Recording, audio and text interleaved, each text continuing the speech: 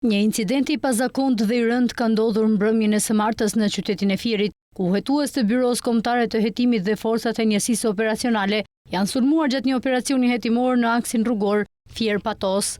Ngjarja e cila ka ndodhur rreth orës 19:20 të datës 15 prill, ka çuar në arrestimin e 3 personave, mes tyre 2 nipër të ish kryebashkiakut të Mallakastrës, Agron Kaplanaj.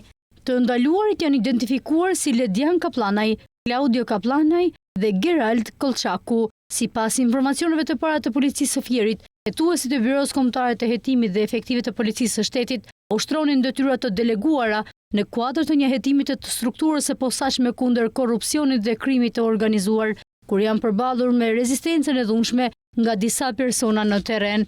Burime zyrtare bëjnë me dije se gjatë operacionit është përdorur dhe një dron vëzhgimi për të monitoruar lëvizjet e personave të përfshirë në hetim. Përplasja është cilësuar e dhunshme dhe pa motiv të qartë nga autoritetet, ndërkohë që të gjitha arrestuarit po përballen me akuzën goditje për shkak të detyrës.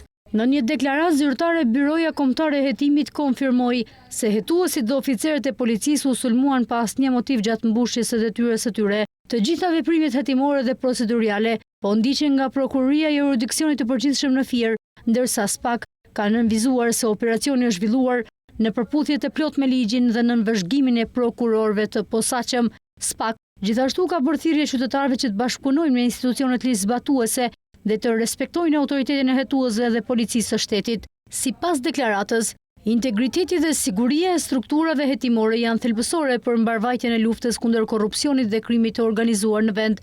Hetimet për zbardhjen e plotë të ngjarjes vijojnë, ndërsa burime nga organet ligjzbatuese theksojnë se informacionet në terren mbeten ende kontradiktore dhe po punohet intensivisht për të qartësuar motivet dhe dinamikën e plotë të incidentit.